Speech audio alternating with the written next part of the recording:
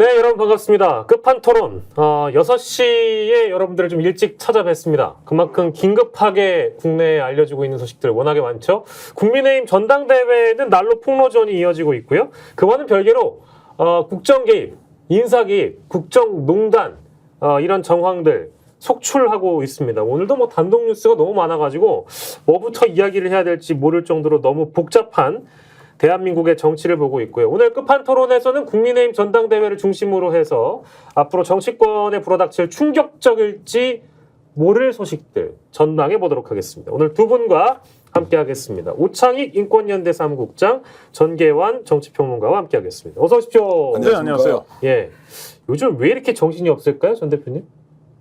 김건희 여사에 대한 우리가 해석, 분석을 정확하게 못하는 것도 원인 중에 하나다. 예. 윤석열 대통령이 어느 정도 조언을 받겠지만 실제 김건희 여사가 저렇게 깊숙하게 국정 운영에 개입했을 것이라고 상상 못했는데 예. 최근의 녹취록이나 또는 전당대회 과정에서 나오는 여러 상황이나 예. 보도를 보면 김건희 여사가 국가를 실제 운영하고 있다. 명백해지고 있다. 이제 이런 것 때문에 저는 매우 혼란스럽습니다. 그래서 오늘 이 내용을 바탕으로 좀 취재해 왔던 것을 국민들께 소상하게 알릴 필요가 있지 않느냐 이런 생각을 하고 있습니다. 예. 김건희 여사도 김건희 여사고요. 뭐 오늘은 사실 국민의힘 전당대회 토론 이 표정들이 너무 많이 보도가 되고 있는데 참 뭐랄까 이거 전당대회가 아니라 이거 분당대회 아닌가 이런 농담들 많이 하는데 정치라는 건 기본적으로 권력 추구 작용이잖아요. 권력 추구 활동이에요. 네. 근데 민주당에서도 다음 달에 전당대회가 있습니다만 누가 당대표가 될지 대부분 예측하죠. 저는 예측 못하는데요. 민주당이요? 아니 둘 다 예측 못합니다. 민주당은 예측되고. 왜 이래요? 그래요? 새로운 학설이네요. 채널에서는 더욱더 적극적으로 의사를 말씀드립니다. 알겠습니다. 아니 그렇고 그러니까 더불어민주당 전당대회도 관심이 있지만 이 관심은 최고위원 누가 될 거냐, 어디에 뭐 도당위원장 누가 되느냐 이런 관심이 훨씬 더 많은 것 같아요. 당 대표는 뭐 어차피 이재명 전 대표가 다시 하는 거 아니냐인 거고. 근데 국민의힘은 집권 여당인데도 일종의 권력 교체기 같은 모습이 보이는 거예요. 그러니까 아주 치열한 싸움이 진행되고 상대를 한 방에 감옥에 보낼 만한 이야기도 막 합니다. 이를테면 선거 때 댓글팀을 운영했는데 이 댓글팀이라는 게 법무부에서 운영했다. 이런 거 좀 희한한 거예요. 여러 사람이 한꺼번에 손잡고 감옥 갈 만한 일들입니다. 그러니까 사실 우리의 정치 본령이라는 건 어떻게 하면 국민을 잘 모실까일 텐데 그거 아니고 어떻게 하면 권력에 좀 더 가까이 갈까라는 싸움이 본격적으로 진행되니까 이러저러한 이야기들이 막 쏟아져 나오는 겁니다. 그렇죠. 사실 이재명 대표의 사법 리스크라고 불리는 여러 가지 뭐 의혹도 있고 뭐 해소된 것도 있는데 상당히 많은 게 이를테면 경기도지사를 뽑기 위한 당내 경선 과정에서 대통령을 뽑기 위한 당내 경선 과정에서 당 동료인 다른 어떤 후보에 의해서 나온 것도 많거든요. 지금 아마 그런 상황인 것 같습니다. 그러니까 뉴스가 쏟아지고 있고요. 또 하나는 자기들끼리 뭐 합동 연설을 하면서 의자도 던지고 치고받고 이거 정말 오랜만에 보는 거잖아요. 정당에서는 이런 모습도 보이고 그다음 토론할 때도 뭐 색깔론 중에 좀 기가 막힌 색깔론도 봤는데요. 당신 이모부 좌파 아니야? 뭐 이거. 이모부 좌파론? 이모도 아니라 이모부 좌파. 이렇게 막 내용이 형편없이 가니까 형편없이 가면 채널을 돌려버리든지 텔레비전을 꺼버려야 되는데 또 이게 남의 싸움이 재미있거든요. 그렇죠. 그래서 사람들의 시선을 끄는 것도 있는 것 같아요. 엔터테인 측면에서만 본다면 국민의힘 전당대회나 이 TV 토론회 보이는 라디오 이런 것들이 상당히 재밌게 시청하시는 구독자분들이 많이 있는 것 같습니다. 스픽스를 보시는 구독자 여러분들께서도 아주 유사한 그런 마음을 갖고 계시지 않을까 생각이 들고 시작을 김건희 여사 또 국민의힘 전당대회라고 이제 어쨌든 포인트가 짚어졌기 때문에 이게 두 개가 만나는 그 이슈가 있습니다. 바로 디올백. 김건희 여사의 디올백 문제 그리고 검찰 수사 관련된 문제에 대해서 국민의힘 당권 주자들이 이미 입장을 다 밝혔는데요. 아니 이분들이 김건희 여사 사과해야 된다. 검찰 조사 받아야 된다. 다 한결같은 입장이던데요? 정치적으로 보면 이제 김건희 여사와 손을 잡고 가는 것은 불가능하다라고 판단했고 손을 잡는 순간 지금 당권 경쟁에도 도움이 전혀 안 되고 국민의힘이 추후에 민심을 얻는 것도 불가능하다고 판단했으니까 이제 김건희 여사는 일단 손절한다. 다만 이제 윤석열 대통령과 손절을 할 것이냐 말 것인가는 좀 다른 문제겠죠. 예. 선출된 대통령이고 워낙에 지금 김건희 여사가 국정농단에 깊이 개입했다는 정황이 속출하고 있으니 일제히 용산을 향해서 김건희 여사와 손을 떼라 또는 우리는 김건희 여사와 손을 명확하게 떼겠다라고 선언했으니까 이것이 미칠 파장은 집권 세력 내부에서 보수 정치 집단 안에서 굉장히 큰 이제 후폭풍을 몰고 올 가능성이 있다고 보고요. 이걸 윤석열 대통령이 받아들일지 말지는 추후의 문제이긴 하지만 당권 주자 4명이 일제히 김건희 여사와 손절하겠다. 자, 사과하라. 수사받아야 한다고 한 것은 엄청나게 큰 저는 변화라고 생각합니다. 근데 그 김건희 여사 측에서 최근에 입장 내놓은 거 보면 수사 못 받겠다는 거 아니겠습니까? 근데 그 내용 보니까 이해가 됩니까? 이해는 안 되죠. 아니 세상에 명품백을 받아놓고 그걸 돌려주라고 했는데 행정관이 그걸 들고 있다가 깜빡했는데 그걸 지금 한 1년 뒤에 깜빡한 게 이제 드러났습니다. 이게 내부에 뭔가 메시지를 전달하는 체계 자체가 작동하지 않는다는 거예요. 매우 적극적이고요. 감정적이고. 사실이라면. 그렇죠. 그렇죠. 사실이 아닐 것 같긴 하지만. 사실이 아니기도 하고요. 저런 메시지를 던져할 때는 지금은 그걸 뭐라고 했습니까? 얘를 대통령 기록물처럼 보관하고 있다고 했지 않습니까? 그 사실과 지금은 돌려주라고 했는데 행정관이 실수로 돌려주지 않아서 보관한다. 이것은 전형적인 법꾸라지들이 나중에 책임 소재를 타인에게 넘기고 그것에서 모면하기 위한 수단일지는 몰라도 이런 메시지 자체가 대통령실이 지금 현재 특정 사안에 대해서 대응하는 방식, 내용 그리고 이것이 국민들에게 전달되는 파장 전혀 고려하고 있지 않다는 거죠. 매우 오만하고 또 매우 서투르기도 하고 두 가지 모습이 다 있는 것 같아요. 오만하다는 건 행정관에게 시켰는데 이 직원이 깜빡했다. 네. 그 국민이 그 얘기를 들으면 깜빡 넘어가 주나요? 아니거든요. 깜빡이라는 말을 이렇게 함부로 쓰는 것은 되게 오만한 태도이고 또 하나 서툴다는 건 대표님 말씀하셨듯이 그전까지는 대통령 기록물이어서 문제가 없다고 피해 나갔다가 지금은 깜빡이라고 피해 나가는 게 누가 봐도 서투르잖아요. 왜 저 사람들 저러지? 왜 매를 벌지? 왜 논란을 키우지? 하는 두 가지 측면이 다 존재하는 것 같아요.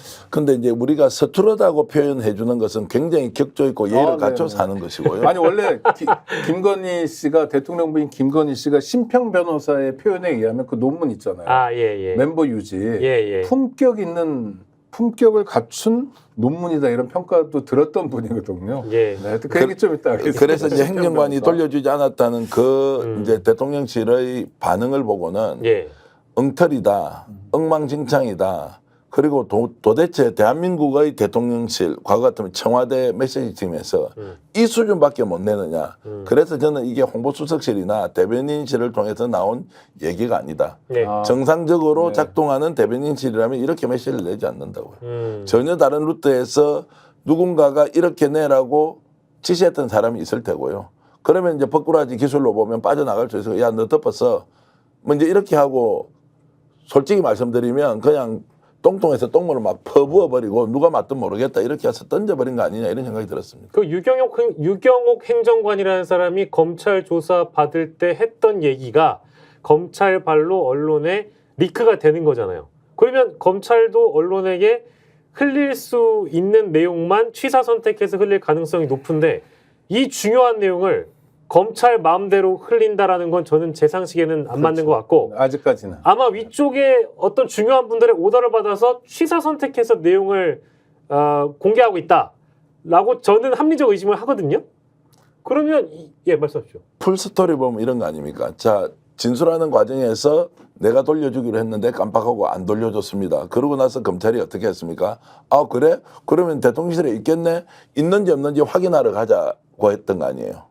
확인을 하게 해주십시오가 된 거죠 지금. 왜냐하면 공문을 보낸 거고 이미 제출받기로 한 거니까. 자, 그래서 예. 이게 얼마나 논리 구성도 정말로 엉성한 게 아니라 엉터리인데다가 이걸 이제 뭡니까? 이렇게 확인이 되면 아 김건희 여사 소환 안 해도 되고 그냥 뭐 수사하더라도 아무것도 없으니까 무혐의로 처리하거나 뭐 기소유예까지 갈 것도 아니죠. 이제 무혐의로 아예 이제 재가 성립이 안 되겠죠. 이런 방식으로 짜놓은 각본인데 누군가가 저는 기획해서 던져줬고 검찰은 수사 내용을 흘렸고 그 흘린 걸 보고 아 검찰이 그러면 가서 확인하겠습니다라고 하는 게 뭔가 각본처럼 보이지 않습니까? 아니 그러니까 그게 통할 거라는데 깜빡의 핵심은 뭐냐면 깜빡해서 못 돌려줬다는 게 아니라 기본적으로 국민들이 생각하는 건 뭐냐 그런 걸 왜 받냐는 거예요. 받는 게 너무 자연스럽고 받은 거가 문제인데 예. 그러니까 그게 아니라 이렇게 해가지고 마치 쟁점을 흐리고 이렇게 하면 통할 거라고 생각하는 그 단순한 구조 너무 이해가 안 돼요. 예, 저는 그래서 이해가 안 돼서 이제 이런 어떤 지금 우리 두 분의 상식적인 시각 밖에서 좀 바라보고 있거든요. 이거는 맞는지 한번 확인을 해주시면 감사하겠습니다.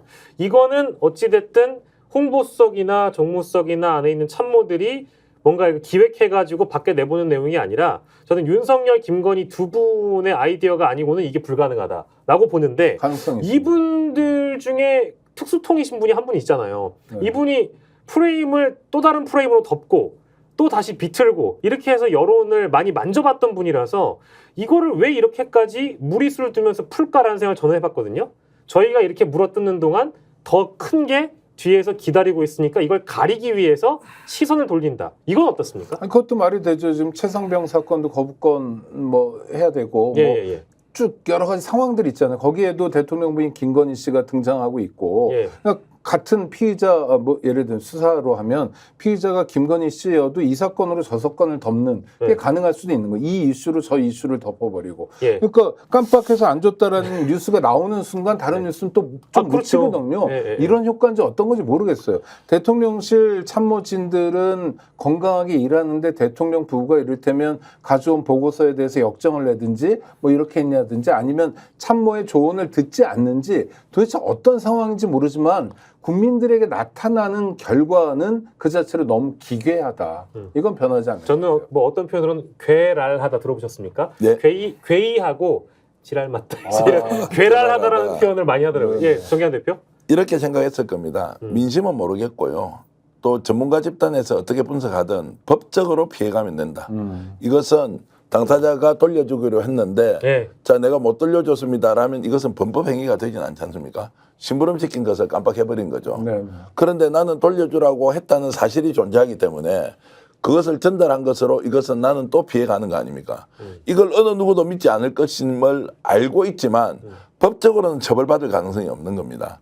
그것이 지금 저는 어떤 사람이 기획을 했던 프레임으로 만들어서 그냥 무죄이면 되는 겁니다. 범죄가 안 되면 되는 겁니다. 그냥 욕을 뭐 어떻게 듣든지 이것은 중요한 게 아닌 거죠. 근데 만약 그 사건으로 기소가 된다면 뭐 기소 자체를 안 하려고 하겠지만 법정에서 뇌물을 받은 사람이 예. 직원한테 돌려주라고 그러는데 안 돌려주네요. 그래서 난 잘못 없어요. 그러면 법원에서 납득할 만한 설명이군요. 이렇게 넘어가지 당신 잘못이 않잖아요. 아니야. 근데 검찰에서 기소를 하지 아니 그러니까 않는데 뭐. 그런 기소를 하지 거 않는데 정도를 뭐. 보는 건데 자 대통령 부인 김건희 씨가 여러 범죄에 연관이 있다고 지금 의심되고 있잖아요. 그렇죠? 뭐 수사 무마도 했다, 뭣도 했다 이런 게 여러 가지가 있지 않습니까? 뭐 도이치모터스 주가 조작만이 아니라 근데 그런 게 이런 식으로 다 막을 수 있다고 생각하는 것 같아요. 이 사람들은 그냥 이렇게 방향만 돌리면 이런 얘기를 하면 당장 욕은 좀 하겠지만 그래도 검찰에서 수사를 못하고 이런 식으로 종결할 거야 라는 생각들을 하는 것 같아요. 근데 지금은 통제가 되니까 그렇지만 당장 정권이 바뀌면 어떻게 되죠? 검찰이 통제될까요? 전혀 아니거든요. 전적으로 동의하고요. 그래서 지금 여러 사건이 터졌는데도 반성하거나 실제적 진실의 규명을 하거나 이런 거 없이 오로지 덮기로도 2년 동안 아무 문제 없이 왔습니다. 네. 지금 생기는 모든 문제도 비슷한 방식으로 계속 덮을 거예요. 법기술자니까 어떻게 다루면 되는지 말씀하신 대로 자 정권이 바뀌어서 검찰이 그대로 둘 것이냐는 것은 현재 상황이 아닙니다. 미래 가면 또 법기술을 부려가지고 이것은 빠져나갈 수 있다고 생각하는 순간 덮을 수 있는 모든 수단은 다 동원해서 법적으로 덮어버리는 겁니다. 없는 사실로 만들어버리고요. 그리고 당사자의 진술에 의존할 수밖에 없는 이 사건의 특징 때문에 결국 이렇게 덮어가면 그건 해결된다고 이제 착오하고 있는 것이라고 그래서 저는 착오죠. 여태까지 자기들이 살면서 다 통한 거예요. 꼼수든 뭐든 간에. 그러니까 그냥 쉽게 말씀드리면 손바닥에 임금왕자 써가지고 다니면 왕이 되는 것처럼 여기는 사람들이에요. 그러니까 겁도 없고 그 사리 판단을 못하는 상태 같아요. 예. 아니, 예를 들면 진중권 씨하고 57분 통화했다는 거 있잖아요. 예, 김건희 여사랑. 네네. 그 어떤 부인하고 일이 있더라도 57분씩 통화해 본 적 있으세요? 최근에요? 아니 뭐 부인이 아니고 그거 실제 배우자라도 그렇게 동하기 배우자 그쵸. 배우자 집에 가서 만나면 돼요. 아니 누군가와 57분 통화. 아 이거 정말 어려운 거 아니 생각해 보면 그동안 내가 누군가와 이렇게 이 정도로 길게 통화할 사람이면 차라리 만나죠. 네. 막 현안이 안 풀리거나 설득하거나 예. 사실 그렇게 오래 통화할 일이 없거든요. 예. 누구에게나. 예. 그러면 진중권 씨와 김건희 씨는 어떤 사이죠? 뭐 자문 그룹인가요? 아무 뭐 사이도 아니죠. 아무 사이도 아니죠. 예. 그러니까 저는 의문이 그럼 진중권 같은 사람 뭐 무시하는 게 아닙니다. 이런 사람하고 57분 동안 아주 정치적으로 중요한 국면에 통화를 했다면 만약 청와대 참모들은 대통령 참모들은 어떻지? 만약에 장관은 어떻지? 그리고 무슨 인사에 개입한다는데 자기가 심어놓은 사람이 있으면 얼마나 오랫동안 통화하지? 오랫동안 통화하는 건 우리가 서울의 소리 기자와 통화하는 걸 통해서 봤잖아요. 예. 그러니까 이분이 굉장히 많은 곳에서 이러고 있었던 거예요. 진중권 씨 얘기가 나오니까 심평이라고 변호사 이 사람도 나도 그만큼 통화했어 이러는 거예요. 아, 이건 무슨 경쟁하는 것도 아니고 부끄럽습니다. 네, 부끄럽습니다. 예. 본질은 이제 국정 운영에 김건희 여사가 깊이 개입했다라고 우리가 의심할 수밖에 없는 것이지 않습니까? 예. 57분 통화의 시간도 길긴 하지만 그 내용이 실제로 지금 이 상황에서 어떻게 대응하는 것이 맞느냐 명품백 그 조언을 받고 이렇다는 것은 결국 대통령실 내부에서 부속실이든 아니면 뭐 정무 라인이든 그 안에서 대통령과 배우자는 한 몸이니까 어찌됐든 그런 상황에서 어떻게 대처할 것인지를 공적 기구 안에서 논의를 해야 하는데 그게 없이 바깥에서 다 의논하고 결론 내면 본인이 지시했을 가능성이 매우 높다. 최근에 제가 확인한 바도 뭐 그렇게 지시가 내려오지 논쟁이나 토론 아예 없다는 거 아닙니까 내부에서는. 그리고 누군가 조언자 그룹에서 조언을 적극적으로 해줄 의사도 별로 없는 것 같고 대통령실 안에서 그렇게 본다면 바깥에서 정보를 취합해서 의견을 듣고 본인이 중요한 의사결정을 해서 집행을 했던 이 패턴이 계속 이어졌을 가능성이 높다. 그러면 그게 뭐냐? 바로 국정농단이다. 그게 비선그룹이고요. 거기서 핵심은 뭐냐면 진중권이든 심평이든 또 그 누구든 간에 이 사람들은 아무런 책임이 없는 사람들이에요. 무책임이잖아요. 네. 아니, 장관은 뭐 어떤 책임을 지잖아요. 선출직 공무원이건 누구나 자기 이름을 가지고 활동하면서 책임을 질 텐데 이 사람들은 그냥 비선 라인이거든요. 예. 그러니까 그 비선 라인의 무책임한 이야기를 듣고 가장 중요한 의사결정 구조인 대통령 부부가 움직였다는 거예요. 우리에게도 영향을 미친다는 거죠. 대통령 부부가 그런 식으로 누군가 57분 동안 통화하고 통화한 걸 관철시키고 그 결과가 우리가 보는 거고 이게 정치적인 행보만 있겠냐는 거예요. 이를테면 경제정책은 어떻게 하죠? 물가정책은 어떻게 하죠? 이런 거 생각, 특히 안보를 어떻게 하죠? 여기까지 생각이 미치면 예. 정말 무서워요. 이러다가 혹시나 또 저기 전쟁 나지 않을까 하는 이제 그런 우려나 그런 것들을 국민분들께서도 충분히 느끼시고 있을 것 같고 심평, 진중권, 비선 민간인들과 이렇게 통화를 오래 하면서 조언을 받는 김건희 여사의 모습을 봐서 그런진 모르겠지만 아무튼 지금 당권 주자들은 사과하고 검찰 수사 받으라는 거 아니겠습니까? 근데 그렇게 안 할 것 같잖아요. 그러면 그렇게 안 하면 차후에 당권 주자가 되는 사람이 칼을 빼들어야 되는 겁니까? 아니면 그냥 고스란히 다시 칼을 집어넣고 예전과 같은 당정 관계가 될까요? 지난번 같으면은 복원이 되어서 대통령실 눈치 보고 이렇게 했겠지만 지금은 상황이 달라졌다라고 저는 보고요. 두 가지 아닙니까? 지금 현재 대통령과 김건희 여사의 관계에서 김건희 여사의 행태를 계속 묵인해주거나 옹호해주는 방식으로 갔을 때 다음 지방선거가 있겠냐 없겠느냐. 두 번째 이번 당권 주자는 특성상 자기 대통령의 비슷한 위치에 가서 이제 미래의 자기 정치를 해야 되는 사람인데 이 사람들이 지금 현재 상황을 갖고 대통령실 유리하도록 해주는 것이 자신의 정치에 도움이 되겠느냐. 뭐 둘 다 아니라고 보면 네. 어떤 식으로는 이제 어느 정도 선을 그을 것이라고 저는 보고요. 한동훈 비대위원장이 될 가능성이 가장 높다고 저는 뭐 전망을 합니다만 만에 하나 원희룡 뭐 국토부 장관이 된다고 하더라도 뭐 이 사람은 자기 정치 안 하겠습니까? 지금 원장관도 하는 여러 가지 행태를 보면 국민 여러분 놀랍지 않습니까? 원희룡 장관이 저렇게 바뀌었어요. 예전에 소장파, 개혁, 바른 소리, 옳은 소리 하던 정치인이었거든요. 그런 적이 기억이 안 나는 게 전 정말 기억나는 게 전두환한테 가서 세배하던 건 기억납니다. 근데 MB 정부 때 뭐 저 여러 이제 그 소장파 의원들하고 남원정이라고 있었지 않습니까? 네. 이제 남경필, 원희룡 그다음에 정병국 네. 이런 분들이 이제 소장파로서 탄압을 받으면서도 네. 보수 정치의 미래를 위해서 옳은 소리 바른 소리 해야 한다는 이제 분이었는데 이분조차도 저는 당 대표가 되면 바뀔 것이다. 본인의 정치를 위해서 결국 절연을 할 것인데 어떤 경우가 되든 지금 대통령실은 당권 주자들하고 원만한 관계로 갈 가능성이 극히 드물다라고 저는 이제 생각을 하고 누가 되든 그렇단 말씀이시죠? 그렇죠. 근데 누가 되든이라는 또 이 전망도 또 뭐 사실 좀 뭐 아니 누가 되더라도라고 하는 전망이 이게 합리적인 뭐 이렇게 예측이냐 이런 데 동의를 하기 어렵다고 제가 지금 말을 더듬소를 놓는 이유는 예. 뭐 누가 되더라도가 아니고 한동훈이 되는 게 정해져 있는데 예. 이게 누가 되더라도 뭐 선거일이 아직 23일이니까 남아 있기 때문에 그렇다는 것은 예. 뭐 우리가 지금 현재 객관적으로 나오는 통계를 뭐 너무 무시하는 것이니 그럼 누가 되더라도 하면 이제 한동훈 비대위원장이 결국 당 대표가 될 텐데 그 경우에는 원희룡 되었을 때보다 훨씬 더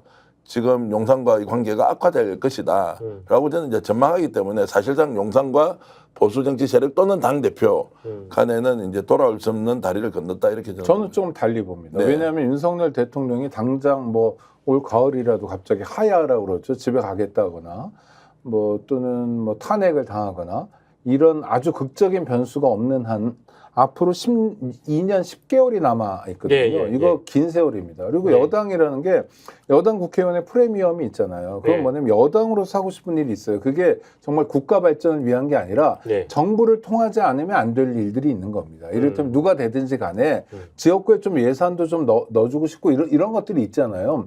그런 수건 사업이 많아요. 그다음에 주변에 취직시키고 싶은 사람도 있고 이거는 대통령이랑 권력을 통하지 않으면 해결할 수 없기 때문에 겉으로는 아웅다웅하는 것처럼 하겠지만 대통령실의 리더십은 저는 상당 기간 갈 거다라고 보는 진짜요? 거예요. 그럼요. 아니 그러니까 뭐 어떻게 저 부인하고 손절하는 외양을 이렇게 보이거나 지난번에 한번 보여줬잖아요. 앞으로는 저 내조만 열심히 하겠다고 그런 식으로 이제 터닝 포인트를 잡더라도 그런 식으로 정돈을 하지.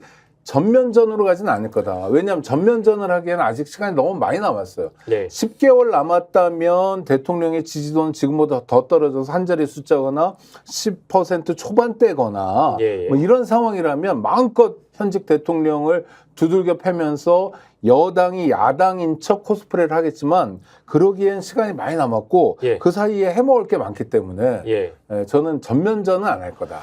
전면적인 척 할 거다. 아하. 반대 의견을 좀 내겠습니다. 네네.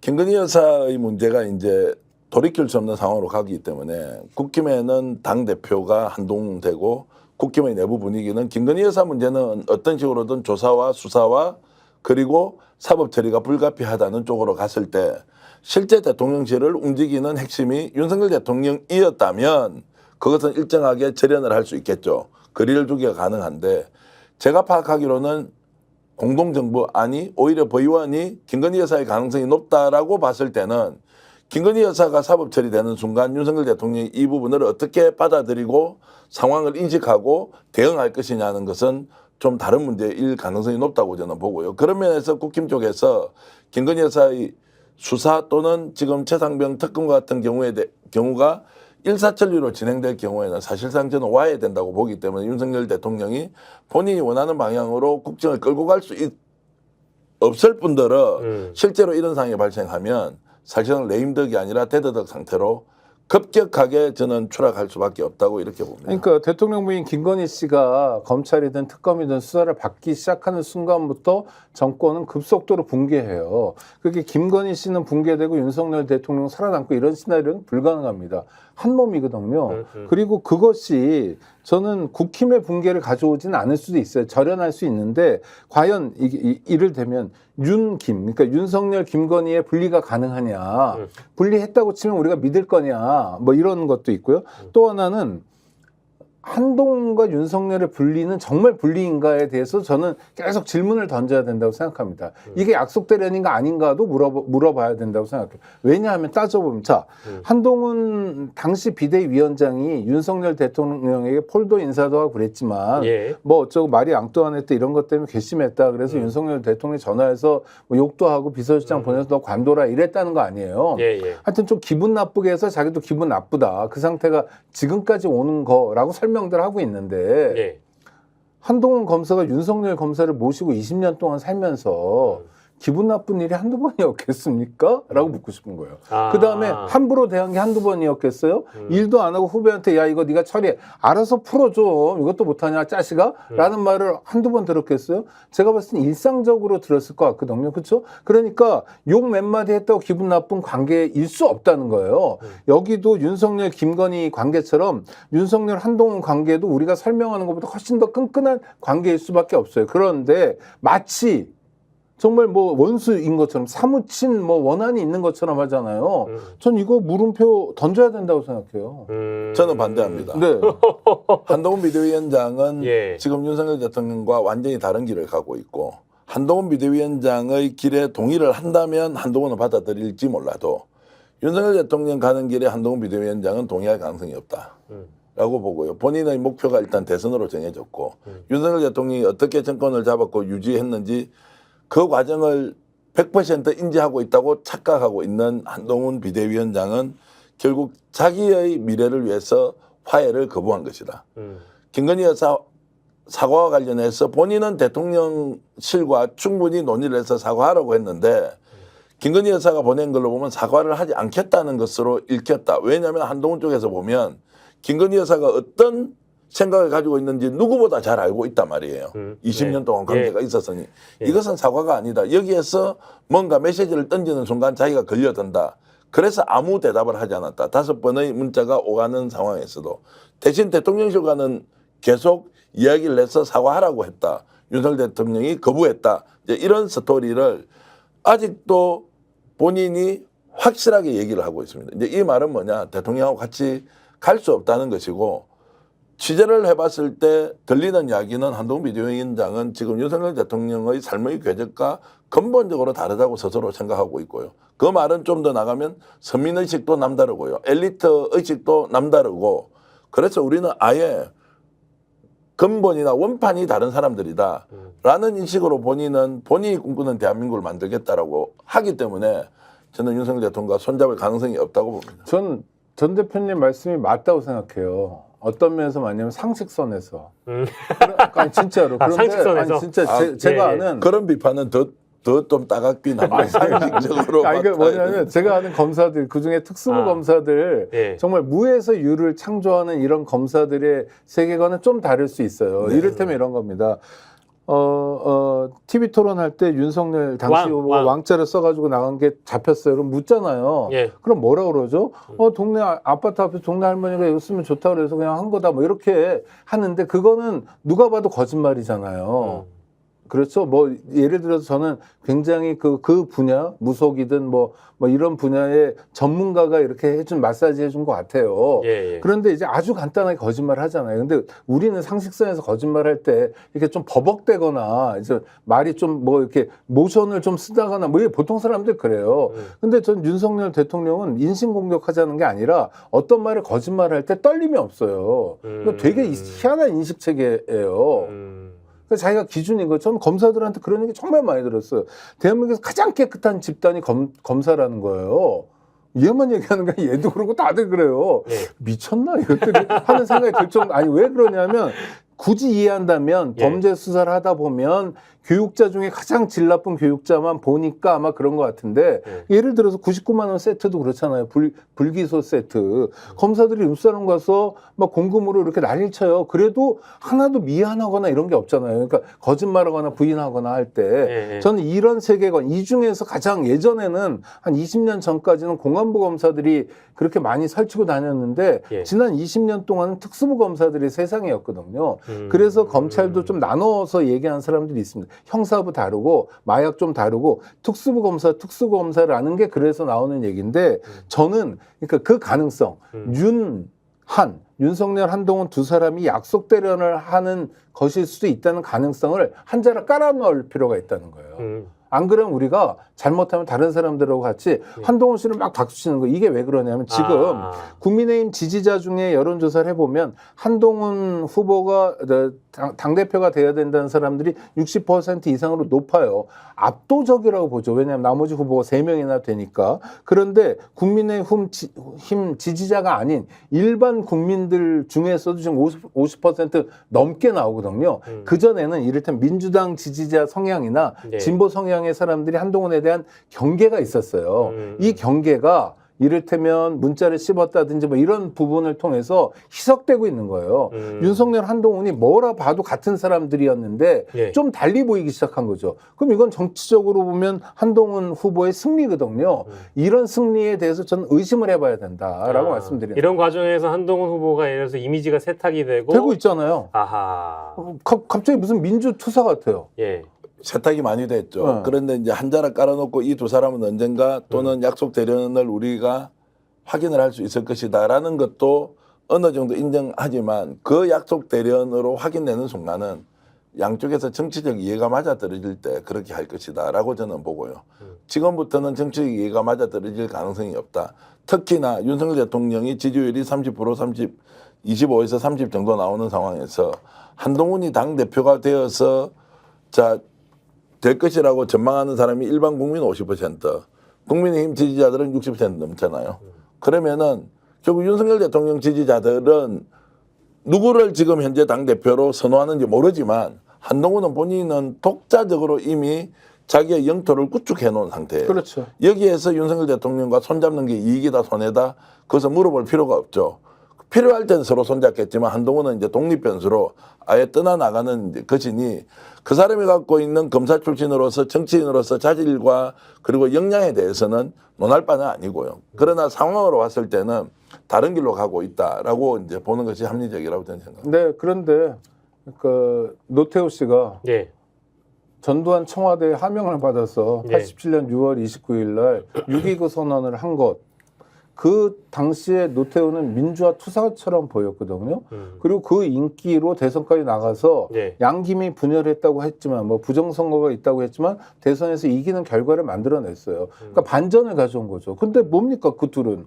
쿠데타를 같이 했던 공범이었어요. 동기였고요. 너무너무 가까운 사이였고 그 가까운 사이가 나중에 둘이 이 수의라고 그러죠. 죄수복 입고 법정에 섰을 때 손잡는 장면으로도 나오잖아요. 그런 사이였어요. 그러니까 저는 그런 것에 대한 의심을 네. 계속 가져야 된다. 안 그러면 예. 그들의 쇼, 그들의 퍼포먼스에 예. 고스란히 속아 넘어갈 수가 있다. 예. 예를 들어서 민주와 검사 독재가 싸우고 있단 말이에요. 구도가 예. 아주 예. 단순화시키면. 예. 근데 민주주의에 대한 이미지를 이를테면 이재명 후보가 가지고 있다. 예. 이 자리에 갑자기 한동훈 후보가 들어가는 거예요. 예. 그다음에 반민주는 윤석열이 되고 예. 이게 87년 12월 대선의 구도였거든요. 그렇죠? 예, 예. 사자 필승론도 있었지만 민주주의 이미지를 쿠데타를 일으켰던 그다음 사람들을 학살했던 주범이자 공범이 그 이미지를 가져버리는 거예요. 몇 가지 쇼를 통해서. 예.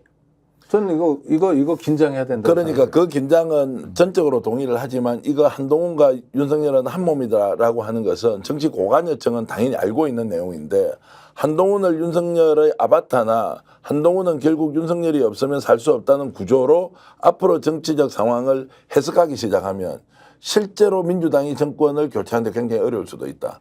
한동훈은 독립 변수가 이미 되었고 대통령과 손을 이제 절연을 하면 할수록 또는 운동권이나 또는 민주화나 또는 좌파와 뭔가 연계가 돼 있다면 이런 이야기가 나올수록 한동훈에게는 확장을 할 수 있는 기회가 제공되기 때문에 이것을 예의주시해야 한다. 그러면 한동훈을 독립 변수로 놓고 민주당이 대응할 것이냐 아니면 한 몸이다라고 대응을 할 것이냐라고 하는 것은 결과의 측면에서 보면 상당히 다를 것이다. 저는 그러니까 예. 대표님하고 거의 비슷해요. 예. 뭐냐면 전 독립 변수를 보자는 거예요. 그렇게 보여요. 눈에 보이는 거 그렇잖아요.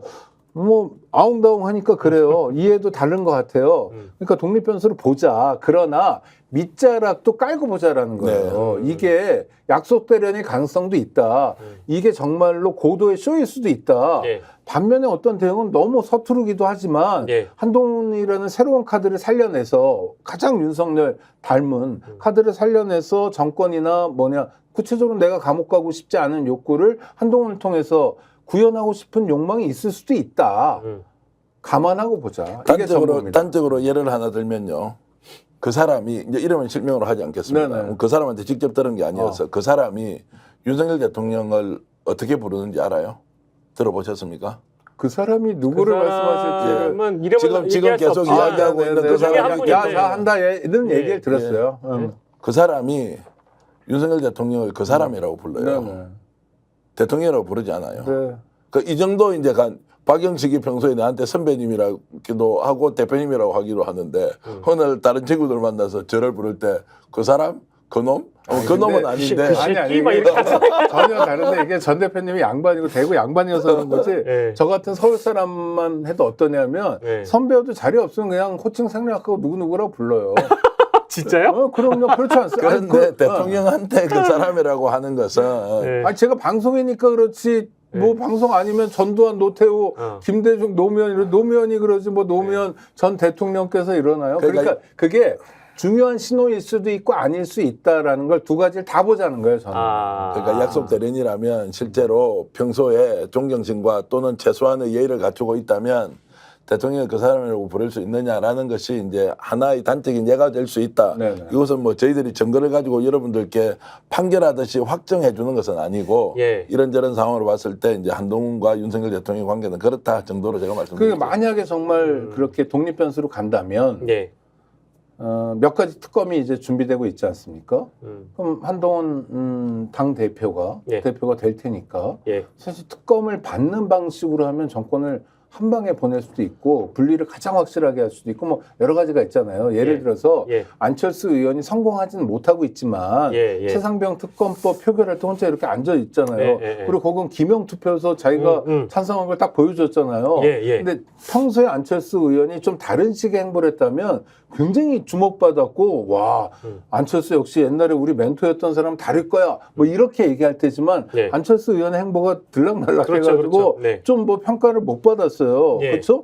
근데 그거는 최상병 사건이라는 건 징병제국가에서 굉장히 폭발력 또 휘발성이 있는 사건이기 때문에 예. 이 사건에 대해서 어떤 태도를 가지냐는 건 앞으로의 전망을 열어버릴 수도 있고 닫아버릴 수도 있거든요. 이럴 때 그러니까 중요한 국면에 이 특검이 아니라 또 김건희 특검이든 이럴 때 한동훈 씨가 어떻게 하느냐를 보면 좀 나오겠죠. 저는 그럴 때 전면적으로 윤석열을 뭐 글쎄요 공격하면서 예. 또 곤란한 지경에 빠뜨리면서 가지는 않을 거다. 예. 요 논쟁이 나중에 봐야죠. 두 분이 굉장히 경론을 펼쳐주셔서 진행자 입장에서 너무너무 감사한데 약속 대련이냐 아니냐 쉽게 얘기하면 두 분의 논쟁은 둘은 분리될 수 있냐 아니면 한 몸이냐 이제 요거에 대한 논쟁이어서 약속 대련은 사실 작년 12월부터 지금까지도 계속 이 어떤 이 국민들 사이에서 논쟁인 부분이라 지금 저희 시청하시는 구독자분께서 내용 주시는 것 중에는 싸우는 듯 하지만 언제든지 서로 딜이 가능하기도 한 거 아닌가요? 이런 분이 하나 계시고 두 번째로는 아까 지금 특검 얘기해 주셨어요. 특검을 찬성하냐 하지 않냐가 과연 약속 대련이냐 아니냐를 판가름할 수 있는 기준이다. 이렇게 보시는 분들도 계시고요. 근데 특히 이제 그 특검도 야당 추천 특검 카드를 한동훈이 받으면 그건 이제 분리가 되는 거다. 이제 이런 말씀 주시는 분들도 계시고요. 더불어서 약속 대련이라고 보기엔 지금 전당대회 과정에서 너무 많은 것들을 한동훈이 폭로를 하고 있다. 이제 이런 주장까지 지금 나왔습니다. 그러면 제가 여기서 오창익 국장님이랑 우리 전 대표님께 각각 한 가지 질문 드리고 싶어요. 오창익 국장님은 그간 있었던 1차 윤한 갈등, 2차 윤한 갈등, 이번 전당대회 약 3차 윤한 갈등이라고 칭하거든요. 다 약속 대련이라고 보십니까? 저는 모르겠어요, 솔직히. 그런데 예. 약속 대련의 가능성도 염두에 두고 봐야 된다. 이런 표현을 하고 싶지 않지만 흉측한 사람들일 가능성이 높다, 이분들이. 그러니까 거짓말을 한다든지 뭐 예. 이런 것에 대해서 예. 그게 또 몸에 배어 있다. 예. 그러니까 어떻게 사건을 조작하냐. 예. 아니 그러니까 뭐 딴 얘기입니다만 얼마 전에 저 이재명 전 대표 부인이 뭐 법인카드 쓰고 뭐 어쩌고저쩌고 이런 거 있잖아요. 선거법 위반인가. 그러니까 예. 보니까 뭐 10만 원인가 8만 원 몇천 원이었다며요. 예. 그런 거 가지고도 막 일을 만들어내잖아요. 예. 근데 자기들이 검찰에서 특수활동비 쓰는 거 이런 거는 정말 어마어마하거든요. 영수증 하나도 없고. 그러면 뭐 세금 도둑 잡아라 이런 단체가 있습니다. 하수수면서 가는데 거기서 이제 정보 공개 청구도 하고 그러니까 영수증이 이 검찰청 구내식당에서 먹은 영수증은 말짱한데 검찰청 밖에서 먹은 영수증은 다 이게 종이가 다 날아가 버리고 휘발되고 막 이런 거예요. 그런데 그런 얘기를 버젓이 하잖아요. 아니 그러니까 좀 창피하거나 좀 뭐 또 다른 설명을 하거나 저희가 뭐 이렇게 면구스로 하거나 이런 게 없잖아요. 이런 걸 좀 볼 필요가 있다. 검사들이. 의문스럽다. 그리고 그러니까 어렸을 때부터 공부 잘했고 칭찬 많이 들었고 그다음에 검사됐고 누구든지 사람을 자기 발 밑에서 하고 이거 반성도 없네. 니제를 네가 알렸다라고 호통치는 걸 평생의 직업으로 했던 사람들의 특수한 버전을 봐줘야 된다. 근데 그 두 인간의 본질을 보자면 지금 이제 말씀은 무오류의 존재로 살아왔고 지금도 무오류의 존재라고 착각하고 있고 무결점의 존재라고 생각하고 있다는 거잖아요. 근데 잘 아시겠지만 똑같은 놈들끼리 싸우면 부러지지 구부러지진 않잖아요. 그 동기들끼리 싸우는 거고요. 그래요? 선배하고는 못 싸웁니다. 알겠습니다. 그럼 요거 받아가지고 전 대표님한테 질문 드리고 싶은 건 그겁니다. 뭐 저보다 훨씬 더 내밀하게 이제 그 여당 쪽에 취재가 되시기 때문에 이게 한동훈 캠프 측에서 제가 들은 얘기인데요. 그 사람을 우리가 견인한다라는 자신감이 한동훈 캠프에 이미 있어요. 그거 이미 뭐 널리 소문난 얘기입니다. 이번 전당대회 우리가 그냥 이긴다. 어대한이다. 이게 있고 그 사람을 누가 견인한다. 이제 당이 제대로 중심 서서 대통령실 견인한다라고 이미 본인들은 그렇게 인식하고 있단 말이에요. 근데 진짜 견인을 하려면 뭐 시그널이 있어야 될 거 아니에요. 예를 들어서 그 사람이라고 이제 형님은 좀 가만히 계시고 우리가 정치를 할 거니까 그냥 잠잠히 계시면 임기는 우리가 보장해 드릴게. 이 정도의 딜을 칠 거면 뭐 시그널을 보여줘야 될 거 아니에요. 시그널을 보여주지 않더라도 윤석열 대통령 힘이 다 빠졌는데 왜 새로운 미래 권력이 뭐 시그널을 줍니까? 시그널 줄 필요가 없지. 따라오거나 안 따라오거나 그것은 이제 취사 선택은 용산에서 해야 될 일이고요. 대통령은 괘씸하다는 말을 뭐 여러 번이 아니고요. 뭐 한 수십 번 했을 거예요. 예. 그리고 그 앞에 뭐 엑세스도 붙어 있었을 것이고요. 괘씸하다 이 말은 배신 땡기고 도망갔다는 거 아니에요. 이거 용서가 안 되는 거예요. 근데 배신을 땡겼다고는 이 사람은 왜 내가 끝까지 충성해야 되냐고. 내가 법무부 장관에서 혼자서 다 두들겨 맞았고 당대표를 하라고 해서 비대위원장을 어쩔 수 없이 맡아서 당을 끌고 왔어. 그 과정에서 새로운 리더십은 한동훈을 통해서 가야 된다고 하는 것이 민심으로 다 나오지 않았느냐. 그거 이번에 내가 평가받겠다는데 왜 계속 괘씸하다고 이야기하면서 내 욕만 하느냐. 그런데 이렇게 배신자로 낙인 찍힌 사람은 오히려 민심과 당심에서 압도적 지지를 받고 있어요. 이 사람이 말로 대통령한테 찾아가서 그래도 우리 한 몸이었습니다. 열심히 한번 해봅시다 라고 이야기할 이유가 없고요. 그리고 우리가 알고 있는 것보다 한동훈 비대위원장 주변의 지금 선거운동을 해주는 국회의원들이 단결력이요.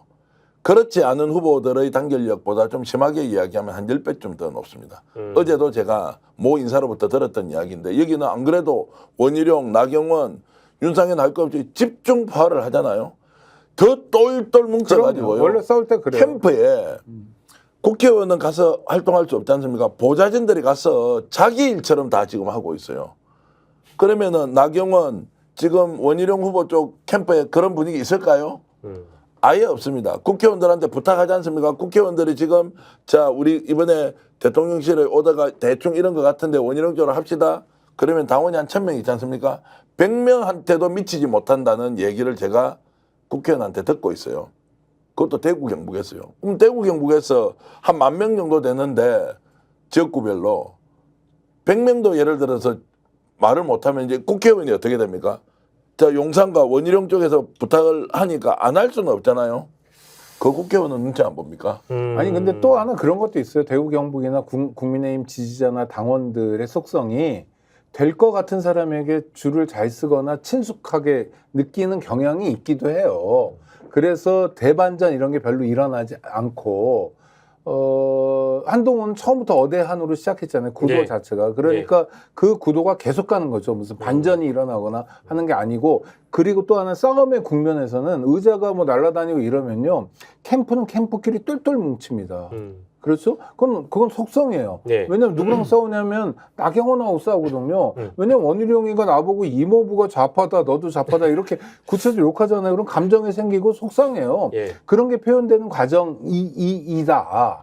그래서 좀 우리는 약간 방금 뒤에서 볼 필요도 있다. 뭐 이런 말씀을 계속 그 말씀을 제가 비유하면요. 제가 전당대회 출마했는데 상대 후보가 저보고 계속 저놈은 태어날 때부터 극우여서 저 완전히 유튜브 중에서도 극우 유튜브. 우리는 극우 쪽하고는 정말로 거리가 멀었는데 한동훈 비대위원장한테 지금 야 너 알고 보니 극좌네? 너 좌파였어? 한동훈 비대위원장이 약간 좌파 뭐 증거는 있는데 오늘 밝히지 말고 나중에 제가 밝히겠습니다. 그래. 아니, 이제 그렇게 가버리니까. 좌파 경력을 최근에 제가 확인했어요. 아, 그래요? 네. 한동훈 비대위원장을 지지하고 있는 국회의원들이 더 똘똘 뭉친다는 거예요. 더 똘똘 원래 싸움의 뭉쳐서 속성이에요. 여기에서는 물러서면 좌파로 몰려가지고 결국 보수에서 아예 우리를 배제할 것이라는 위기감을 가지고 있으니까 개별 국회의원들은 거기 좌파가 어디 있습니까? 다 근데 원래부터 태극기, 애국 뭐 이런 쪽으로 이제 익숙한 사람들이니까 더욱더 똘똘 뭉친다는 거고 거기에 반해서 다른 후보들은 뭉치는 분위기가 전혀 없다. 근데 민주당으로 가보면 예를 들어서 당대표 선거는 쟁점이 별로 없잖아요. 누가 될 것 같으니까. 네. 그런데 시도 뭐 도당위원장 이런 걸 하잖아요. 그럼 이제 이게 뭐랑 되냐면 바로 다음 선거인 지방선거에 영향을 미치지 않습니까? 그러니까 도당위원장이나 시당위원장 붙는 데들은 몇 지역은 민주당이 굉장히 치열하게 싸워요. 그럼요. 뭐 아유, 전쟁이에요. 예, 전쟁이죠. 전쟁. 그리고 감정이 쭉쭉쭉쭉 쌓여요. 다시는 안 봐요, 이것들을. 뭐 이런 식으로. 그러니까 모든 선거, 모든 싸움에선 감정이 생긴다. 그런데 네. 지금처럼 예. 이렇게 재밌는 싸움. 예. 감정 많이 생기죠. 예, 그러니까 좀, 분당 얘기도 나오고. 그런 겁니다. 분당대회라는 표현이 나오는데 제가 아까 전 대표한테 말씀드렸던 시그널은 대통령실에서 만약에 이번에 신임 당대표가 될지 모를 그 분을 만약에 쳐내려고 한다면 뭐 사실 최근에 불거진 댓글팀 카드도 있고요. 뭐 한동훈 특검 카드도 있고요. 뭐 하라고 하면 특검이 아니어도 현 권력은 대통령이니까 얼마든지 여당 대표를 주저앉힐 수 있는 방법은 많지 않겠습니까? 그래서 뭐 일각에서는 뭐 3일 천하다 뭐 무슨 프로젝트 이런 거 돌잖아요. 근데 그런 거를 한동훈 캠프에서 모르겠냐고요. 그러면 또 한동훈 캠프도 그런 걸 알기 때문에 지금 상황에서 그러면 우리 야당 추천 특검 받는다? 이런 시그널을 줄 수 있다는 얘기죠. 그러면 윤석열 대통령 카드가 없어요, 아예? 없죠. 지금 그렇게 던진들 이 사람이 받느냐고. 한동훈 이제 뭐 당 대표가 되는 뭐 사람이 대통령실에서 야 한동훈 특검 저 하겠다 받겠다 뭐 이렇게 한다고 이 사람이 눈 하나 깜짝 할까요? 그렇게 되겠냐고요. 거꾸로 그 사이에 본인은 딜을 쳐가지고 특검 김건희 특검을 받는 게 훨씬 더 빠른데 한동훈 특검을 하려면 이제 특검의 구성 요건이나 여러 가지를 따져봐야 되는데 특검의 당위성을 인정하나 특검이 지금 바로 발의될 만큼의 내용이 충분하냐 이 문제. 그럼 그 사이에 만약 피할 수 없는 격돌이 일어났다고 하면 그냥 특검을 먼저 받겠죠. 그래서 유불리의 문제로 따져보면 예. 국민들의 정서도 심지어 TK 대구 경북의 민심이 김건희 특검 특히 명부에 수사해야 된다는 거 아닙니까?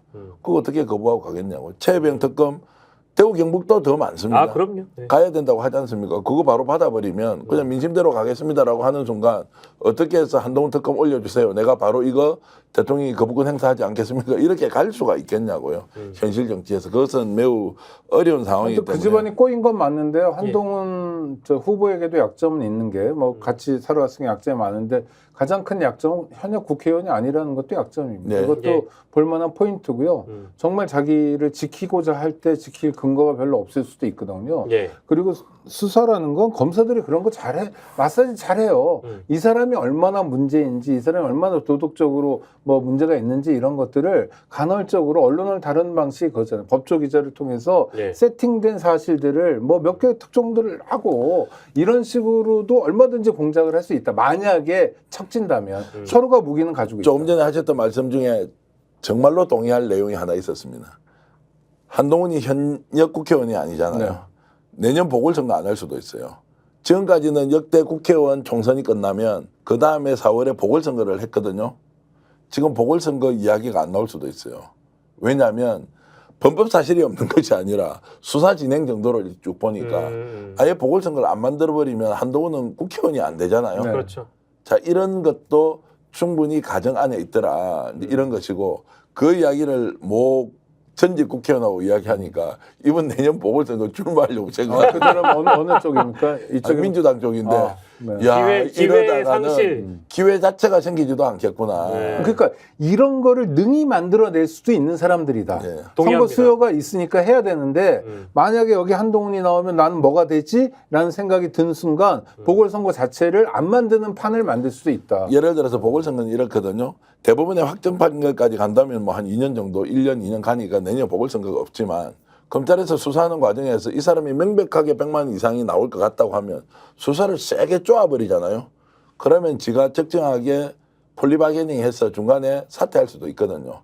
그게 이제 보궐선거가 원래 생기는 일반적인 패턴이라고요. 근데 이번에는 이제 안 생길 수도 있다. 이런 정도는 윤석열 대통령이 만약 마음을 먹는다면 가능하지 않겠느냐 이런 말씀을 드릴 수 있겠습니다. 알겠습니다. 저희가 이제 뭐 이제 국민의힘 전당대회 내지는 이제 분당대회라고 부르고 있는 이 갈등이 응축돼서 폭발하는 지금 장면들을 여러 번 이제 노출됐고 봤는데 지금 이제 말씀 들어주시는 분들 입장에서는 그런 궁금증도 들 것 같아요. 좋다, 누가 당대표가 됐다. 저도 뭐 이제 그쪽 캠프에서 들은 얘기지만 몇몇 인물들은 아무튼 가만두지 않겠다. 이제 이런 얘기까지만 들리고 있을 정도니까, 그러니까 앙심을 품게 된 그 대상이 있을 거 아니겠습니까? 예를 들면 뭐 장해찬 전 최고 같은 경우에는 살아남을 수 없을 것이다. 이런 얘기까지 들린단 말이에요. 그러면 이제 그런 과정에서 탈당, 분당, 뭐 이제 갈등을 어떻게든 매듭을 짓고 막 봉합을 하더라도 이게 터져 나온단 말이죠. 그럼 국민의힘이 쪼개지거나 뭐 일부 나가거나 이런 방향의 그런 갈등은 생길 가능성이 높지 않을까요? 저는 뭐 매우 낮다고 보고. 맞습니까? 아, 그래요?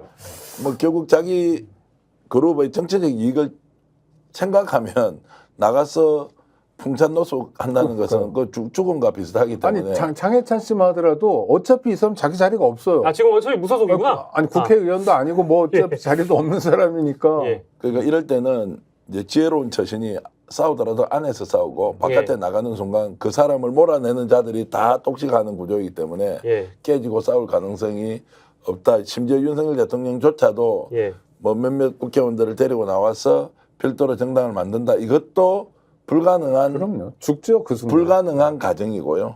만약에 한다면 그 사람은 이제 정상적으로 정치를 이해하지 않는다고 봐야 되는 것이지. 국힘이 이걸 때문에 분당까지 간다는 것은 우리가 이제 내피셜로는 이게 분당 대회구나라고 얘기는 할 수 있지만 실제 분당으로 가기에는 자신들이 져야 하는 부담이 너무 크기 때문에 그까지는 못 간다고 생각합니다. 그러니까 유승민 전 의원 사례가 그런 걸 보여줘요. 나름대로 합리적이고 국민의힘에서 정말 지도자가 됐으면 좋겠다라는 여론도 많은데 출마도 못하고 있잖아요. 왜냐하면 결과가 빤하기 때문에 그렇거든요. 그러니까 유승민 전 의원에게 기회가 생긴다면 아주 심각한 위기 상황이 아니면 기회가 안 생겨요. 왜 그러냐면 나왔기 때문이거든요. 그렇죠? 그러니까 사실은 국민의힘에서 이것이 분당 사태로 간다. 저는 가능성 없다고 봐요. 그거에 대해서 독자 생존을 할 만큼의 정치적 역량이 있으면 되는데 그 사람은 지금 최근 3, 40년 동안은 김대중, 김영삼, 김종필 세 사람밖에 없었어요. 그래요. 전당대회 얘기로 시작을 했으니까 전당대회 얘기로 끝내겠습니다. 한동훈 후보는 그러면 결선 없이 그냥 가는 겁니까? 이대로 그냥 끝난다고 보는 게 맞을까요? 어떻게 전망하세요? 완전히 지금 분위기는 한동훈의 새로운 즉위식 같아요. 와. 그리고 굉장히 근사하게 여태까지 당대표와 달리 굉장히 근사한 당대표. 여러 가지 지저분한 싸움을 다 이기고 당원들과 함께 새로운 미래를 열어제키는 아주 새로운 리더십. 그렇지 않은데 이런 이미지를 갖는 한동훈의 새로운 즉위식이 될 것 같다. 그래서 당에서는 이런 걱정하고 있을 겁니다. 최소한 지더라도 결선은 갔다가 져야 하는데 최사람이 저렇게 벌떼처럼 붙어가지고 한동훈을 공격했는데 그냥 1차에서 끝이 나버린다. 그러면은 용산은 어떻게 되며 출마자들은 다 어떻게 되며 추후의 정치적 미래는 뭐냐. 오히려 당은 훨씬 더 한동훈을 중심으로 강력한 흡입력을 가지고 갈 건데 야 이러다가는 이제 줄선 놈도 다 죽겠네. 왜냐하면 국회의원들이 뽑는 게 아니지 않습니까? 그러면 지금 현재 108명의 세력 구도로 보면 한동훈 비대위원장을 지지했던 사람은 10명은 확실한 것 같고 아무리 많아도 20명이 안 됐을 거예요. 나머지 그러면은 8, 90명 정도는 윤석열 대통령 뜻에 따라서 움직인다고 봐야 되지 않겠습니까? 이 사람들이 일사불란하게 움직이지도 못했고 결과적으로는 이 사람들이 밀고 있는 후보들이 아무런 의미 있는 성적을 못 얻었다. 그러면 어떻게 됩니까? 정치적으로는. 더욱더 국민의힘은 한동훈 중심으로 갈 것이고 나머지는 쓸 자리가 없다. 그러면 다음 지방선거 대선 이제 이런 상황으로 봤을 때 자 이게 어떻게 되겠어? 라고 했을 때는 매우 걱정스러운 장면이 이번 23일 이후에 펼쳐질 것이다. 왜냐하면 결선이 없기 때문이다. 이런 말씀 드리겠습니다. 야, 그 이제 민주당까지 또 이렇게 얘기가 되고 나니까 저는 사실 오늘 오기 전까지도 제 뷰와 전망은 그래도 이 결선은 가지 않겠는가라는 생각을 했거든요. 왜냐하면 지난 전당대회에서 아무리 연권을 해도 김기현 후보가 52%였는데 뭐 물론 김기현이 한동훈은 아니지만 근데 그때 안철수, 천하람, 황교안, 김기현 나와가지고 진짜 온 에너지를 다 투입해가지고 52% 나왔잖아요. 이번에는 그렇게 영끌 분위기도 아닌데 결선 없이 그냥 끝난다는 게 저는 아직 잘 와닿지가 않아서 제가 아직 국민의힘을 잘 모르나. 말씀하신 겁니다. 김기현과 한동훈의 차이죠. 아, 그런가요? 네. 김기현이 이를테면 다음 대통령 선거에 나갈 우리 당의 미래 자산이라고 생각하는 당원들이 많았다면 김기현이 나가면 정권 재창출할 수 있을 거라고 많이 여겼다면 그거보다 훨씬 더 나왔겠죠. 그런데 김기현이 보니까 야, 미래는 천하람에게 있지 김기현에게 있냐 이런 거거든요. 그리고 대통령하고 같은 칼라로 나왔고. 그 이런 부분이 이제 결선 투표로 간다는 가정은 이게 있어요. 국회의원들의 역량, 지금 용산의 역량, 원희룡 후보의 역량으로는 불가능. 이미 끝났다. 1차에서 그냥 종결이다. 이렇게 가는데요. 국민의힘 지지자들이 이제 집단지성을 발휘한다는 거. 우리가 그 사람들이 어떤 투표 행태를 할지 우리가 모르지 않습니까? 네. 그러면 그 집단지성이라는 것은 결국에는 결선에서 이기도록 해주고 예선에서는 그래도 2등짜리는 만들어 놓는 그러면서 윤석열 대통령과 한동훈 비대위원장이 일종의 공존의 공간에서 활동할 수 있도록 하자라고 하는 것이 제가 지금 쓰고 있는 건 소설입니다. 이게 이제 집단지성의 형태로 발휘한다면 모르지만 제가 파악하고 있는 지금 운동의 행태 그리고 운동원들의 열정 그리고 실제 민심의 흐름과 여론조사의 결과로 봐서는 결선으로 갈 가능성이 없다 이렇게 보는 것이 맞다고 저는 뭐 또 하나 국민의힘 지지자 당원들이 집단 지성을 발휘한 적이 별로 없으세요. 그래서 아니 죄송한 말씀 아니 너무 민주당이나 이쪽은 막 그래 아니 노무현 같은 사례가 있잖아요. 이렇게 해가지고 소위 이렇게 뭐죠 개딸이라고 그러든 뭐든 이렇게 끌어가는 대중이 지도자를 끌어가기도 하고 우원식 국회의장 선임 과정이나 이럴 때 보면 뭐 어떤 역동하는 힘 같은 게 있잖아요. 근데 국힘 당원들에게 이런 게 별로 안 보이거든요. 그래서 이거를 뭐 결선 투표를 만들고 그다음에 둘 다 살 수 있는 어떤 새로운 정치 구도를 만들자라는 방향으로는 안 갈 것 같아요. 오늘 대표님하고 제가 각이 제대로 쓰네요. 제대로 쓰니까 좋습니다. 오히려 논쟁적이어서 저도 뭐 굉장히 좀 감사하게 생각하는데요. 1차 투표에서 결선 안 가는데 55%, 60%를 얻었다고 한번 상상해 보십시오. 이 정치판에서. 그런 일이 실제 일어날 것 같거든요. 지금 분위기로는. 그럼 어떻게 되냐고. 그 오늘 우리 방송 보시는 분들 만약 그런 일이 일어나면 상상 초월의 후폭풍이 필연적으로 온다. 이런 말씀을 제가 드리고요. 50% 언저리가 아니고 55% 넘어버리지 않습니까?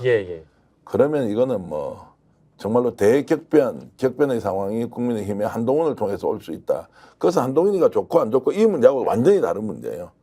이 판이 윤석열 대통령, 김건희 여사로는 안 된다고 국힘의 당원들이 결정한 거예요. 그것도 노골적으로 원희룡을 밀고 있는데 원희룡을 밀고 있는데 나경원 후보는 왜 두 사람 단일화 하지 않습니까? 단일화를 해봐야 못 이기기 때문에 서로 할 수 없는 거예요.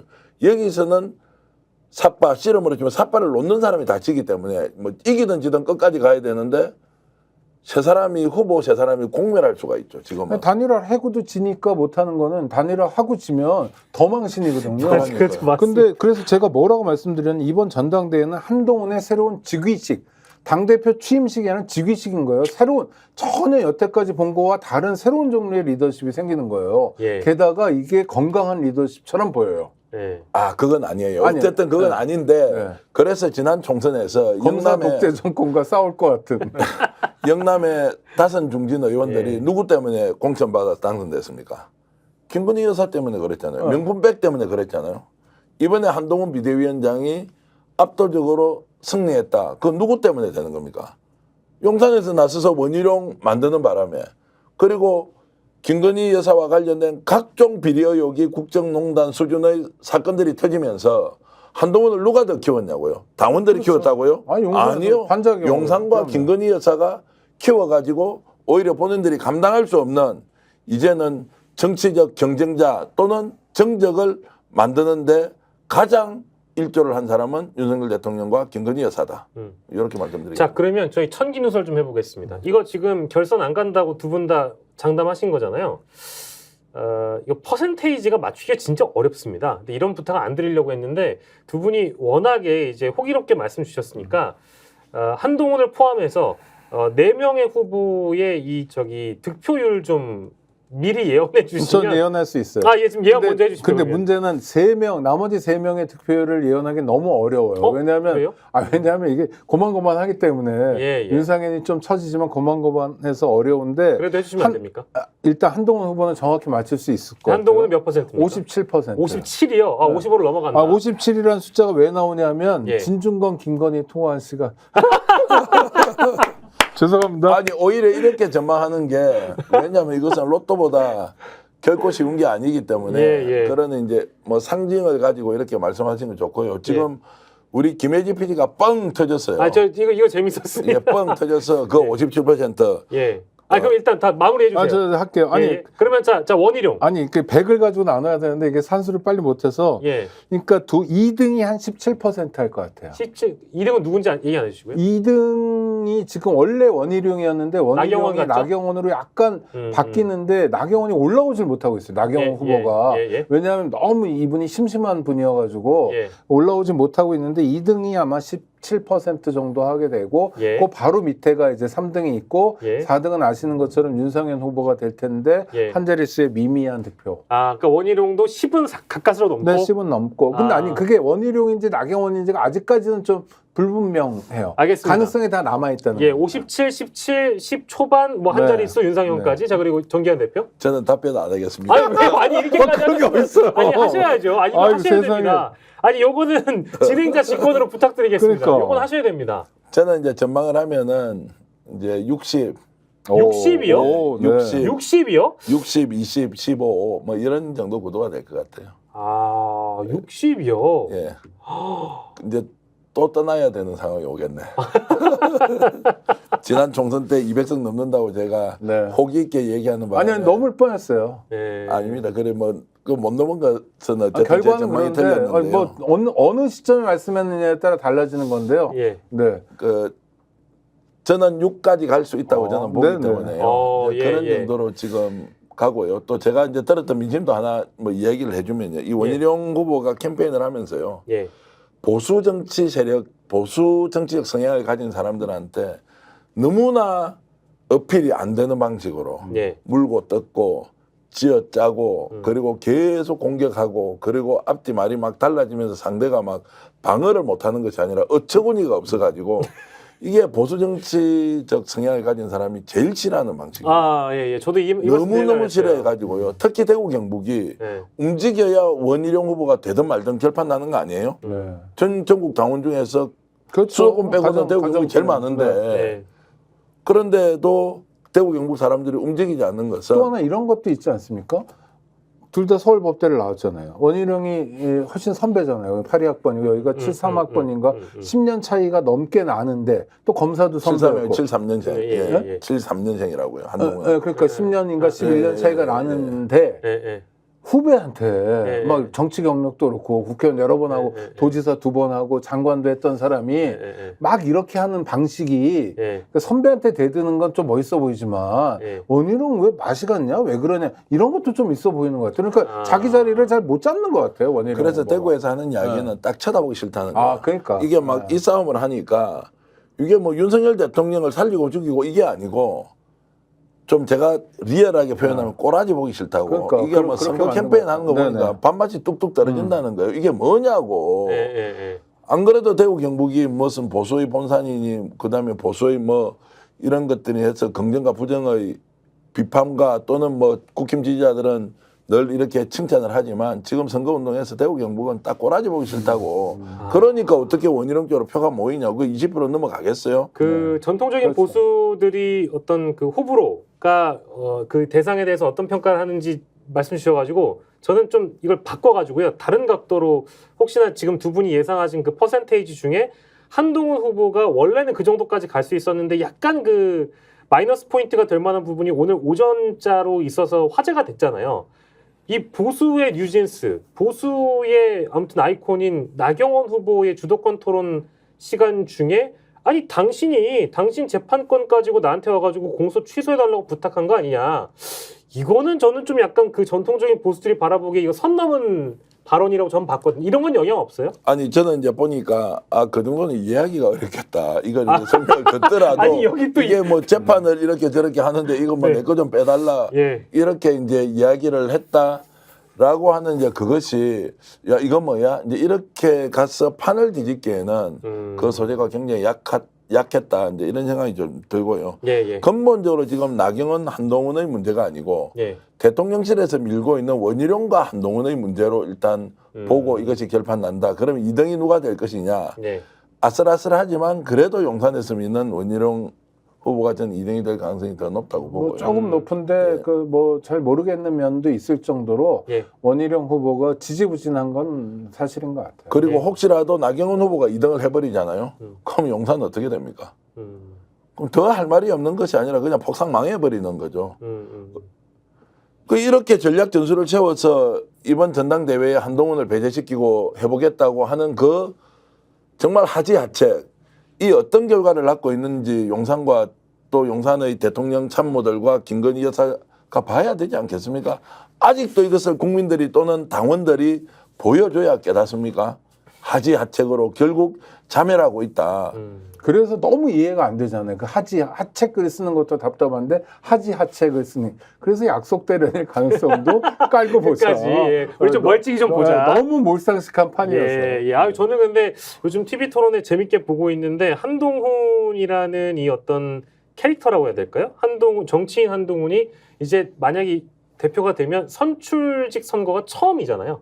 처음으로 TV 토론회까지 해서 당선이 되는데 제가 봤던 그 정치인들의 스피치 스타일 중에서 가장 연구 대상인 건 맞는 것 같아요. 왜냐하면 주도권 토론을 하는데 전혀 당황한 기색 없이 아까 그 이 무결점의 존재라는 그 각인 때문에 그런 것 같은데 바꿔 얘기하면 선생님이 학생한테 야 임마 너 이 새끼 왜 늦게 왔어? 이러는데 한동훈이라는 학생은 그런 거예요. 저 택시 타고 왔는데요? 이래버리면 선생님이 할 말이 없잖아요. 이런 그 대화법을 보여주니까 그 관록의 정치인들이 다 당황해버리는 그런 분위기였던 것 같습니다. 그래서 윤석열 대통령은 붓꾸라지고요. 네. 한동훈은 붓꾸라지 플러스 말꾸라지라고요. 말꾸라지. 예. 말을 피해 나가는 데는 본능적으로 굉장히 그것은 언론을 많이 이렇게 뒤에서 다루어 보고 어떤 기사를 던져줘야 먹히는지 아닌지를 판단하고 기자들을 다 관리를 했잖아요.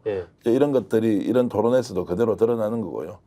지도자로서는 뭐 참으로 그 사람을 지지하는 사람들과 저는 생각이 많이 다르다 이 말씀은 꼭 드리고 그리고 싶습니다. 자기가 얘기하잖아요. 자기가 말한 게 아닌데 자기가 뭐라고 어떤 사건에 대해서 이 기사를 전체적으로 주는 경우는 많지 않아요. 보도자를. 그래서 한 언론사씩 이제 골라가면서 주거든요. 하나씩 특종을 조금씩 주는데 그때 자기가 말했던 게 따옴표로 해서 정확히 실리잖아요. 한 관계자든 아니면 관계자의 말이 아니라 그러니까 자기가 그린 그림대로 사건이 나가잖아요.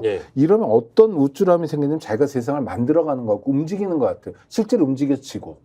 그렇죠? 수사를 통해서 세상을 움직이는 걸 계속 해본 거예요. 그러다가 박근혜 탄핵도 했죠. 그 다음에 심지어 이 사람들이 가장 그 건방져졌을 때가 어때는 범죄자다 아니다 이걸 떠나서 대법원장 했던 사람까지도 잡아가두고 대법원 판사들 어마어마한 사람이라고 생각했는데 검찰청 복도에 이렇게 앉혀놓고 이러니까 별거 아니거든. 아 그럼요.